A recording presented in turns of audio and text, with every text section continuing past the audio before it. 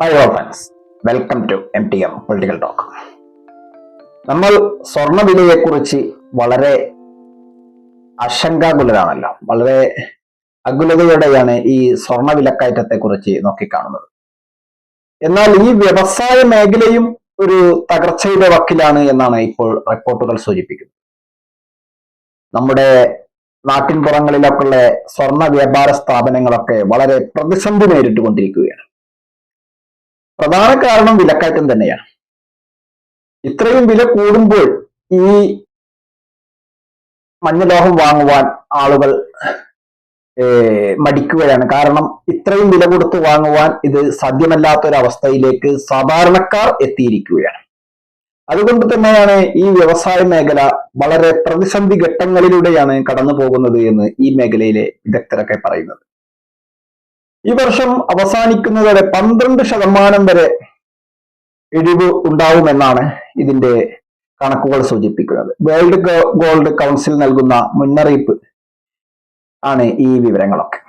ഇപ്പോൾ 98,400 രൂപയാണ് വില.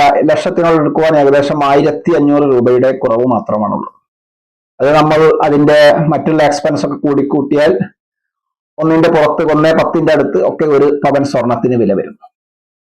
എന്നാൽ വ്യവസായികൾ ഇതിനെ മറികടക്കുവാൻ വേണ്ടി 18, 14, 9 ഒക്കെ ക്യാരറ്റുകളുള്ള ആഭരണങ്ങൾ വിപണിയിൽ അവതരിപ്പിച്ചുവെങ്കിലും കേരളത്തെ സംബന്ധിച്ചിടത്തോളം അത്തര 18, 9, 14 ഒക്കെ ക്യാരറ്റിന് ആവശ്യക്കാർ വളരെ കുറവാണ്.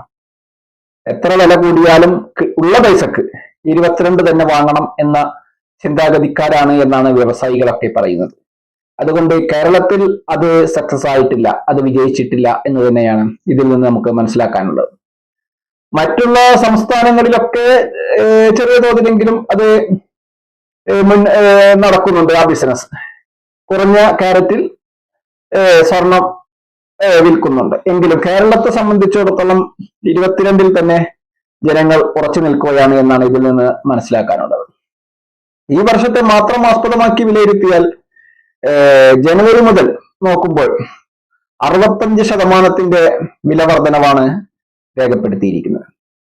ഇതിനിടയിൽ കേരളത്തിലെ മാർക്കറ്റിൽ നേരത്തെ സൂചിപ്പിച്ചതുപോലെ കുറഞ്ഞ ക്യാരറ്റിന്റെ ആഭരണങ്ങൾ അത് പ്രചാരം ലഭിച്ചതുമില്ല. നാണയം കൂടുതൽ ആളുകൾ സ്വന്തമാക്കുന്നു എന്ന ഒരു പ്രത്യേകതയുണ്ട്. ഇത് വലിയ വിപണിക്കാണ് അതിന്റെ ഗുണം ചെയ്യുക. നാണയം എന്ന് പറഞ്ഞാൽ അത് സ്വർണ്ണ നാണയങ്ങൾ കൂടുതൽ ആളുകൾ സ്വന്തമാക്കാൻ ആഗ്രഹിക്കുന്നു, അതിന് കച്ചവടം നടക്കുന്നുണ്ട് എന്നും ഈ വിപണിയുമായി ബന്ധപ്പെട്ട വാർത്തകളൊക്കെ സൂചിപ്പിക്കുന്നു. എങ്കിലും ഇത് ഗുണം ചെയ്യുക വലിയ ബിസിനസ് സ്ഥാപനങ്ങൾക്കാണ്. ചെറിയ ബിസിനസ് സ്ഥാപനങ്ങളെ സംബന്ധിച്ച് ഇത് വളരെ പ്രതിസന്ധി ഘട്ടങ്ങളിലൂടെ തന്നെയാണ് ഇപ്പോൾ കടന്നു പോകുന്നത്. ഇപ്പോൾ വിവാഹ സീസണാണ്, എന്നിട്ടും കച്ചവടമില്ല എന്ന് തന്നെയാണ് ഈ മേഖലയിലെ വിദഗ്ധരൊക്കെ പറയുന്നത്. ഇതിൽ ഏറ്റവും കൂടുതൽ ബാധിക്കുന്നത് നാട്ടിൻപുറത്തെ, നേരത്തെ സൂചിപ്പിച്ചതുപോലെ നാട്ടിൻപുറത്തെ വ്യാപാരികളെയാണ്. സ്വർണം ഇറക്കുമതിയിലാണെങ്കിലും വൻ കുറവ് തന്നെയാണ് രേഖപ്പെടുത്തുന്നത്. 20% കുറവാണ് ഇറക്കുമതിയിലും രാജ്യത്താകമാനം രേഖപ്പെടുത്തുന്നത്. അപ്പോൾ ഈ ഒരു വ്യവസായ മേഖലയുമായി ബന്ധപ്പെട്ട് ഒരുപാട് ആളുകൾ ജോലി ചെയ്യുന്നുമുണ്ട്. അതും കൂടി നമ്മൾ നോക്കേണ്ടതാണ്. ഒരുപാട് ജനങ്ങൾ ഈ വ്യവസായ മേഖലയുമായി ബന്ധപ്പെട്ട് സെയിൽസ് മാനായിട്ടും മറ്റും ഒക്കെ ജോലി ചെയ്യുന്നുണ്ട്. അത് അതിന്റെ അടിസ്ഥാന പണികൾക്കും ഓർണമെന്റ്സിന്റെ രംഗത്തും ഒക്കെ വേണ്ട, അത് വിപണന മേഖലകളിൽ വരെ ഒരുപാട് ജനങ്ങൾ അതിന്റെ എല്ലാ മേഖലകളിലും ഫാക്ടറികളിലും ഒക്കെ ഇവർക്കൊക്കെ ഈ ഓർണമെന്റ്സിന്റെ ഇത്രയും ഓർണമെന്റ്സ് മേഖലയിൽ ജോലി ചെയ്യുന്നവർക്കൊക്കെ ഈ ഗോൾഡിന്റെ വില വർധനവ് വലിയ പ്രതിസന്ധി തന്നെയാണ് സൃഷ്ടിക്കുന്നത്. ജോലി നഷ്ടവും സംഭവിച്ചു കൊണ്ടിരിക്കുകയാണ്. അപ്പോൾ ഒരു സാധനവും അമിതമായ വില വന്നു കഴിഞ്ഞാൽ അത് വ്യവസായ മേഖലയിൽ നിന്ന് ഔട്ടാകുകയാണ് അതിന്റെ സാധാരണ പതിവ്. ഇതും സ്വർണത്തിനും ഇപ്പോൾ അത് തന്നെയാണ് സംഭവിച്ചു കൊണ്ടിരിക്കുന്നത്. അമിതമായ വില വർധനവ് കാരണം ഇത് ഓർണമെന്റ്സ് വാങ്ങുവാൻ ആളില്ലാത്തൊരവസ്ഥയാണ് ഇപ്പോഴുള്ളത്. എന്നാൽ മറ്റ് ഓർണമെന്റ്സ് അല്ലാത്ത മേഖലകളിൽ വലിയ കോട്ടങ്ങളൊന്നും ഇല്ല എന്ന് തന്നെയാണ് മനസ്സിലാക്കുന്നത്. കാരണം സെൻട്രൽ ബാങ്കുകളും മറ്റൊക്കെ സ്വർണം വാങ്ങിക്കൂട്ടുന്നു എന്നൊക്കെ വാർത്തകളിൽ നിന്ന് മനസ്സിലാക്കുന്നു. അപ്പോൾ സാധാരണ നാട്ടിൻ പുറത്തെ ആദ്യഘട്ടത്തിൽ ഇത് ബാധിച്ചിരിക്കുന്നത് നമ്മുടെ ഗ്രാമങ്ങളിലും ചെറിയ ചെറിയ ടൗണുകളിലൊക്കെ ഉള്ള ബിസിനസ് സ്ഥാപനങ്ങളെയാണ്. അവർക്കാണ് ഇതിന്റെ ഒന്നാം ഘട്ടം ബാധിച്ചിരിക്കുന്നത്. അവരുടെ ബിസിനസ്സാണ് നിലച്ചിരിക്കുന്നത്. അവർക്ക് ബിസിനസ് ഇല്ല എന്ന് തന്നെ പറയാം. സാധാരണ ഒരു സ്വർണ്ണക്കട എന്ന് പറഞ്ഞാൽ അത് വിറ്റാലും വാങ്ങിയാലും എന്തെങ്കിലും കിട്ടുന്ന ഒരു അവസ്ഥ ഉണ്ടായിരുന്നു. ഇപ്പോൾ അങ്ങനത്തെ ഒരു അവസ്ഥ ഇല്ല. രാവിലെ വരുന്നു പോകുന്നു എന്നതല്ലാതെ പറയത്തക്ക കച്ചവടങ്ങളൊന്നും നടക്കുന്നില്ല എന്ന് തന്നെയാണ് ഈ വ്യാപാര മേഖലയും സൂചിപ്പിക്കുന്നത്. ഇതിപ്പോ സ്വർണത്തിന്റെ പോക്ക് എവിടെ എത്തും എന്ന് ഇതിന് മുന്നൊക്കെ നമ്മൾ ലക്ഷത്തിന്റെ അടുത്ത് 50,000 അടുത്ത് എന്നൊക്കെ സൂചിപ്പിച്ചിരുന്നുവെങ്കിൽ അതുക്കും മേലെ എന്ന ഒരു വചനത്തിലേക്കാണ് ഇപ്പോൾ ഈ കാര്യങ്ങൾ ചെന്ന് നിൽക്കുന്നത്. എവിടെയും വില എത്ര വർദ്ധിക്കും, ഏതുവരെ എത്തും എന്ന് ഒരാൾക്ക് പോലും പ്രവചിക്കാൻ സാധ്യമല്ലാത്ത ഒരവസ്ഥയിലൂടെയാണ് വില കൂടിക്കൊണ്ടിരിക്കുന്നത്. 1-2 ദിവസം 40-80 ഗ്രാമുകൾ കുറഞ്ഞു കഴിഞ്ഞാൽ പിറ്റേ ദിവസം അതിന്റെ ഇരട്ടി അത് കൂടുകയാണ്.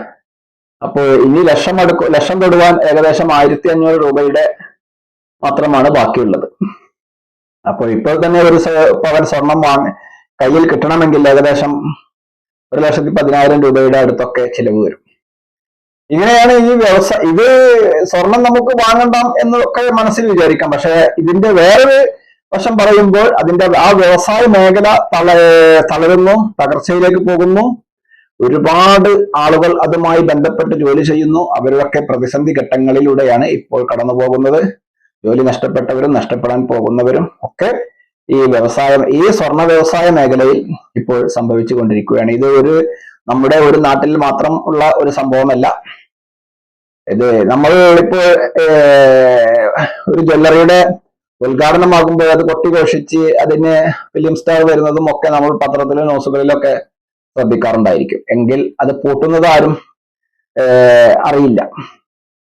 അതൊക്കെ അപ്പൊ അത് പ്രദേശവാസികൾ മാത്രമേ അറിയുള്ളൂ മറ്റേ ഷോപ്പ് നിർത്തിപ്പോയി എന്നുള്ളത്. അപ്പോൾ ഈ ഒരു വ്യവസായ മേഖല ആകെ തകർച്ചയിലേക്കാണ് ഈ വിലക്കയറ്റം മൂലം പോയിക്കൊണ്ടിരിക്കുന്നത്. ഇതുകൊണ്ട് തന്നെ ഒരുപാട് ജനങ്ങളുടെ തൊഴിൽ നഷ്ടം ഈ മേഖലയിൽ സംഭവിക്കാനും പോവുകയാണ്. ഇത് തന്നെയാണ് ഈ സ്വർണ്ണ വിലക്കയറ്റത്തെ കുറിച്ച് നമുക്ക് സൂചിപ്പിക്കാനുള്ളത്. ഏതൊരു സാധനവും അമിതമായ വില കയറി കഴിഞ്ഞാൽ അതിന്റെ വ്യാപാരം നിൽക്കും എന്നുള്ളത് തന്നെയാണ് അതിന്റെ യാഥാർത്ഥ്യം. അതുകൊണ്ട് അതും തന്നെയാണ് ഇപ്പോൾ സ്വർണത്തിനും സംഭവിച്ചിരിക്കുന്നത്. സ്വർണ്ണ വ്യാപാര മേഖലയും ഏകദേശം സ്തംഭനാവസ്ഥയിലേക്ക് പോയിക്കൊണ്ടിരിക്കുകയാണ്. ഇത് നമ്മുടെ നാട്ടിൽ മാത്രമല്ല, ലോകത്തിന്റെ എല്ലാ ഭാഗത്തും ഇതിന്റെ പ്രതിഫലനം ഉണ്ട് എന്ന് തന്നെയാണ് ഈ വാർത്തകളിൽ നിന്നൊക്കെ നമുക്ക് മനസ്സിലാക്കുന്നത്. ഏതായാലും വില ഒരു നിശ്ചിത അവസ്ഥയിൽ നിൽക്കുവാൻ സാധിച്ചു കഴിഞ്ഞാൽ ഈ പ്രതിസന്ധി ഒരു പരിധി വരെയെങ്കിലും തരണം ചെയ്യാൻ സാധിക്കും. കാരണം മുന്നോട്ടില്ലാണ്ട് കുറേശ്ശെ താഴോട്ട് ഇറങ്ങി വന്നു കഴിഞ്ഞാൽ ഇനിയും ഈ വ്യവസായ മേഖല രക്ഷപ്പെടും എന്ന് തന്നെയാണ് ഈ മേഖലയിലുള്ളവരൊക്കെ പറയുന്നത്. കാരണം ലക്ഷം തൊട്ട് പിന്നെ വീണ്ടും മുന്നോട്ട് പോകുകയാണെങ്കിൽ വീണ്ടും വ്യവസായ മേഖലയുടെ തളർച്ചയായിരിക്കും. അതേസമയം കുറേശ്ശെ താഴോട്ട് ഇറങ്ങി വന്നു കഴിഞ്ഞാൽ വ്യവസായ മേഖല ഇനിയും പുഷ്പിക്കും, ഇനിയും മുന്നോട്ട് പോകും എന്നും പ്രത്യാശയും ഇതിൽ പ്രകടിപ്പിക്കുന്നുണ്ട്. ഏതായാലും വിലക്കയറ്റം മൂലം ഈ മേഖല പരാജയത്തിലേക്കാണ് പോകുന്നത്. ഒരുപാട് ജനങ്ങളുടെ തൊഴിൽ നഷ്ടം ഈ മേഖലയിൽ സംഭവിക്കാൻ പോകുകയാണ് എന്ന് തന്നെയാണ് ഇവിടെ നിന്ന് നമുക്ക് മനസ്സിലാക്കാനുള്ളത്. ഏതായാലും ഈ വീഡിയോ മുഴുവനായി വീക്ഷിച്ച താങ്കൾക്ക് നന്ദി. താങ്കളുടെ ചാനൽ ഇതുവരെ സബ്സ്ക്രൈബ് ചെയ്തില്ലെങ്കിൽ സബ്സ്ക്രൈബ് ചെയ്യുവാനും അഭിപ്രായ നിർദ്ദേശങ്ങൾ അതെന്താണെങ്കിലും കമന്റ് ബോക്സിൽ രേഖപ്പെടുത്താനും ലൈക്ക് ചെയ്യാനും ഉറപ്പിക്കുകയാണ്. അടുത്തൊരു വീഡിയോയുമായി ഒന്ന് കണ്ടുമുട്ടാം. നന്ദി, നമസ്കാരം.